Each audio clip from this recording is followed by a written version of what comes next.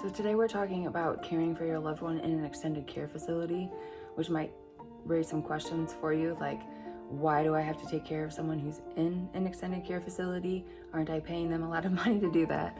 Or maybe it makes you ask, what is an extended care facility? So we have quite a bit to talk about today. I even have notes so that I don't forget all the things that I want to say, because I think it's important and can be kind of tricky. So my name is Stephanie, in case you don't know me, and I am a new hospice nurse and an end-of-life doula.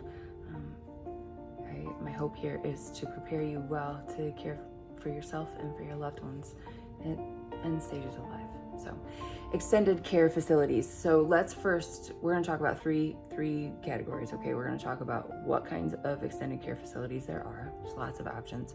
We're going to talk about how to choose the right one for you, and we're going to talk about how to take care of your loved one who's in an extended care facility. So, different types. First, we'll start with the least helpful, or not helpful, I shouldn't say that.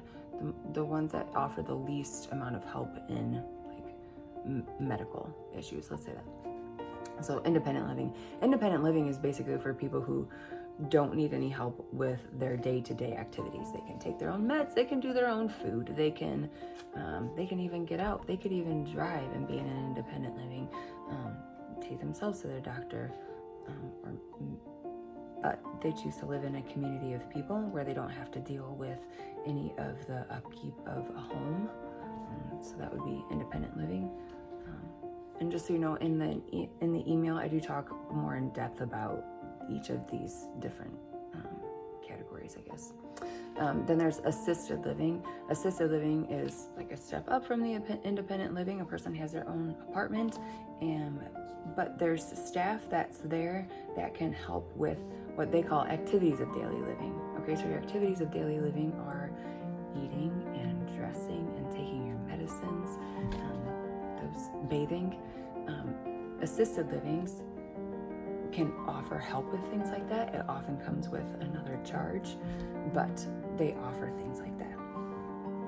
Then there's inpatient rehab. Inpatient rehab is what you usually have to go to after you have a surgery of a hip or knee or some kind of joint surgery where you have to do rehab, inpatient rehab for a little while. It's a short-term place to stay, but it is often attached to a skilled nursing facility. So skilled nursing might be kind of what you think of like a nursing home. It's long-term. They need more help with all of their activities of daily living and their medical issues. So inpatient, rehab, short-term, and then there's skilled nursing facilities that can take people for longer periods of time. Then there's memory care units. Memory care units are made for people who have issues with their memory. Often that has to be cleared by some type of physician that they need that kind of help, and there's more charge for that because they are being watched quite carefully all day long, and all of their meals, all of the things are taken care of for them. So memory care.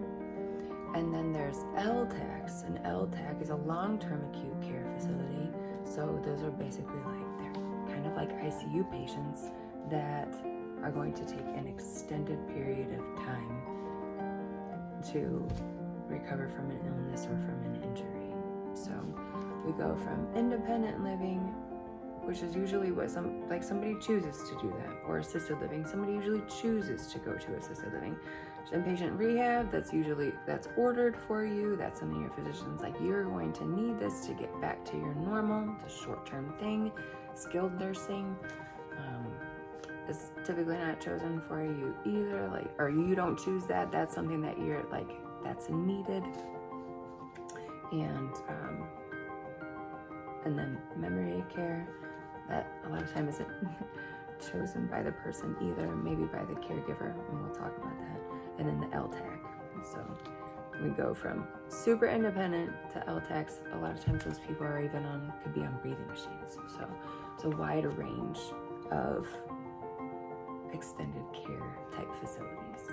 Okay, So that's those. So in choosing what's right for your loved one, how do you choose what's right? I just want to start by saying that this is a hard decision to make, and not one that anyone takes lightly. I often hear people say, I promised so-and-so, I promised mom, I promised dad, or I promised mom about dad, I promised dad about mom that I would never put them in a nursing home. And yeah, people carry a lot of guilt when circumstances change and things just get too hard to allow their loved one to keep aging in place. So sometimes you'll hear people talk about that in the medical community, like aging in place is what a lot of people would say is ideal, but like where you get to stay in your home. But life happens, and it's just not always possible. People live a lot longer than what you think they might. And then maybe a spouse passes away and they're all by themselves, or there's some type of an injury, and it's just not feasible to say you're never going to have to go to one of these. It's not realistic a lot of times to say that will never happen. Sometimes even if you have the best of help, because injury happens, because disease processes progress, because people can't be left alone. So that's hard. So I just want to encourage you, if that's, if there's a guilt, to let yourself off the hook, because nobody can predict the future. There's also not a rule book, but there's plenty of opinions. There's so many opinions. And like, you could never do this. I would never do that to my loved one. Or, if that was me, I would be taking care of them at home. And so often, you can hear that from people who know all of the details, but they don't live your day-to-day life, or maybe they live states away, and here they are judging you for even thinking about looking at a place for mom or dad to stay. There's no rule book, and there's plenty of opinions. And there's pros and cons to each side. I get it. I get wanting to stay in their homes as long as possible. It's like you're surrounded by everything that makes you comfortable, and all the things that you've worked really hard for all of your life and seen grow and change. And no wonder you don't want to leave that. It also tends to leave people a little bit isolated and not doing activities, like they eat by themselves, they watch the same show on TV. There's not a lot of interaction, except for when you come to see them for an hour or two. And no shame, no guilt, no harm, no foul, no anything. It's a lot. And so they're there by themselves. And so they can become a little bit isolated, I think, being at home. Not that it's wrong, it's just real. They're also in their homes. So pros and cons, right? In some type of assisted facility, whether that's independent living, it's assisted, it's skilled, it's memory care, whatever it is, they have a lot of extra help. They have extra eyes, they have extra hair. It's not the same at being at home. And I am trying to think if I've ever seen someone super glad to have to move into a place. I just don't know if I have. Even some people that I've been able to talk to that really seem to be thriving in it, weren't super happy about the idea at the beginning. So again, but they become acclimated, and then they're glad for the activities. So pros and cons. Rid yourself of the guilt, okay? Considerations. Personality and personal preference. So I want to bring this up because I think, a lot of times if you're caring for someone at home and they're really isolated and you're like, this is getting to be too much, you're alone all the time, and you go to these places and they can be beautiful, and you think, oh my gosh, they get to have breakfast and lunch and dinner together, there's bingo every day, there's movie night every Friday, there's happy hour, there's outings, there's all of these things, and it sounds like, I mean, to me it's like this little vacation that they get to live in permanently, it seems like. But if your loved one and the person that you're caring for is rather introverted, they're not gonna go there and all of a sudden be like, oh, let's go do a puzzle with so-and-so down the hall. They're not going to do that. And that's okay, because it's their personality. And I'm not saying that because I think introverted people shouldn't be in there, but to have realistic expectations, because I have, had family members be like, I just wish that mom would, or whoever it is, would get out to visit with whoever it is. And that's usually my question. Well, were they like that before? Would they have gone out and seen their neighbors before? So they're not gonna start when they're 85. Like that's not gonna happen.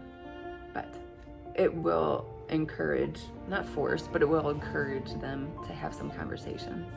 So that's where I don't think it's all bad to push them out of their comfort zone a little bit if all the other pieces fall into place and that's the right thing for you. Proximity, I'm going to talk more about this in a minute, but you want your loved one to be in a facility that's near people who are going to be able to see them regularly. So people who can show up and people who will show up. So maybe mom has lived states away all these years and she's been just fine. But now it's time to move her to somewhere because she doesn't feel safe alone anymore. And so be it. But if she's living somewhere where most of her friends have passed away and she doesn't have anybody coming to check on her at home, they're probably not going to come check on her there either.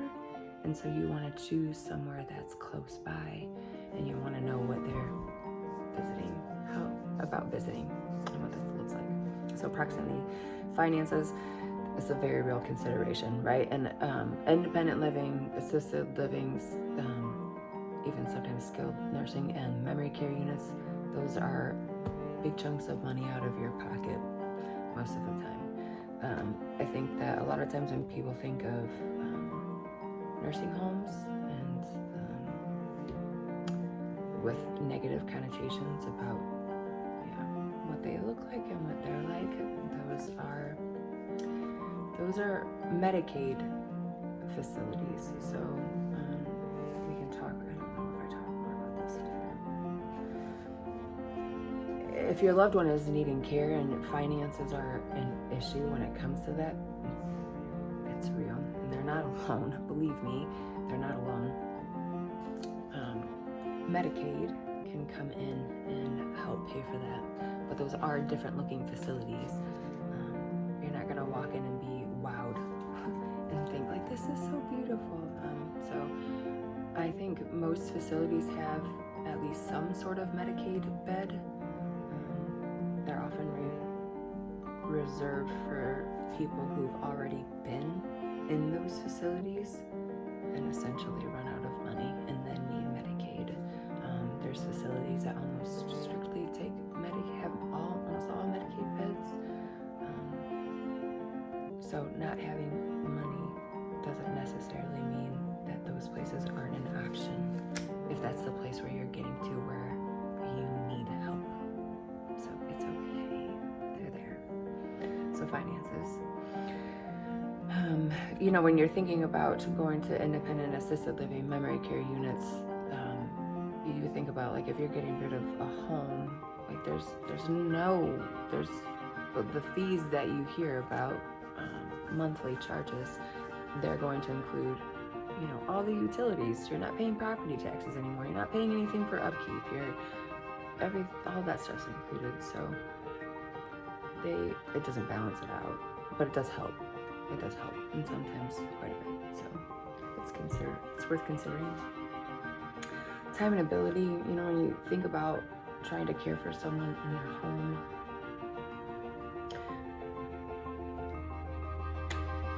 It's hard because a lot of times caregivers have jobs, and as you need to. I mean, you're working usually not for fun, you're usually working because you need an income, right? So yeah, your time and ability is an important thing to consider when you start thinking about aging in place versus caring for someone in an extended care facility. Like versus like, I can't do the day-to-day things because I have to go to work. That's just real. Sometimes if it's a short-term issue, like inpatient rehab kind of facility issue, then like surgery, then maybe FMLA is an option for you, but that is a short-term solution to sometimes what's a long-term issue. So those are all things to consider when you start thinking about having a loved one lived in an extended care facility of any kind. I just want to provide some resources. First of all, ask people who live in the area, people who've been in those situations, people who have loved ones in extended care facilities. They're going to be a great resource for you. I have a Facebook group, Caring Moments Facebook group, and I will link to that below, so that you can talk to other people, if you don't know anybody who has a loved one there, so that you can just bounce ideas off of each other. Hopefully that can be a resource for you. A place for mom, someone that you can call. It's a free service that actually, they've done all kinds of research on these places, and they have suggestions based on what your needs are, based on all those considerations that we talked about. They're a pretty great resource. They're paid by facilities, so that's how that's paid for. And I only bring that up because they're a wealth of knowledge, and they provide great information. I've worked with them myself on placement, and they really are very helpful. They are not going to provide you an exhaustive list, if that makes sense. They're not going to provide you with all of the people who are available in your area. They're going to provide you with people that they're contracted with. So that's just something to keep in mind. Okay, it doesn't mean that those places aren't good. I just want to throw that out there. It does not. But they have the people that they work with, so that's how that works. Okay. So caring for the person who's in an extended care facility, and this is really mostly what I want to talk about, even though I spent plenty of time talking about other things. Here's what I really want you to know. They need you now just as much as ever. Okay? Maybe they're getting help with food, they're getting help with meds, they're getting whatever they're getting help with. Praise God that there's somebody there to help them, right? Thank you. But they need you there to advocate for the things that they need. Okay, the squeaky wheel gets the grease, right? It's just real. You know that. And I'm not saying that because I don't trust these places. I trust them. I trust that they want to care for your loved one the best that they possibly can. I trust that. I believe that. I also believe that they want to take care of their roommate with everything that they need. And the person next door, and the person down the hall, and all of the persons. They want to give the best care that they can to all of those people. And what that means is those needs are, there's a lot of them, and they're stretched pretty thin. And if you, or whoever it is, or a team of people ideally, would be checking on your person daily, hopefully even at different times of the day, you're gonna be all right. They're going to make sure that things are taken care of, and you're going to notice things. You're going to notice things that the best nurse, that your favorite nurse in there, you're going to notice things that she doesn't. Positively, absolutely, because you know them. Because you know them.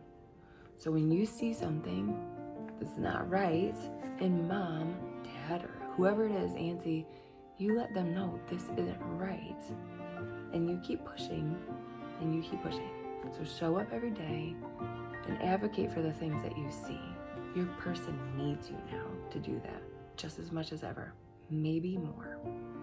Okay, so showing up, advocate for them, and collaborate with the people that work there, because I'm not just saying it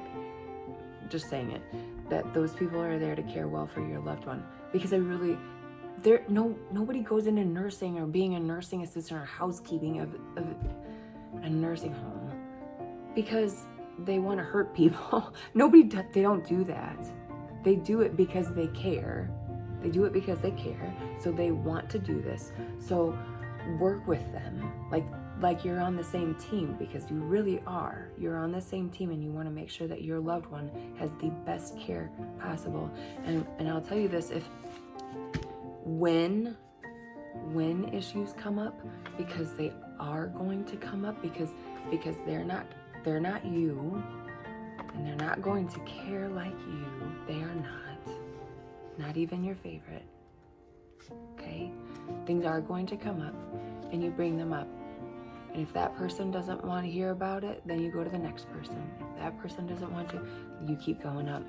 And the director of nursing at these places all have a director of nursing, a director of care management. They all have them. Find him or her and let them know what your issues are, because they want to take good care of your loved one. They want to take good care of you. So that's it for today. I hope this was helpful. If it was, would you please let me know by liking it, because it lets me know what people want to hear about. You can subscribe if that's helpful for you, so that you can make sure that you keep getting this information. And if you know anybody who's making these kinds of considerations and caring for their loved ones, would you please share this with them? Because I know, you probably know there are a ton of people out there who are having to make these hard decisions and are in these spaces, and I can't find them without your help.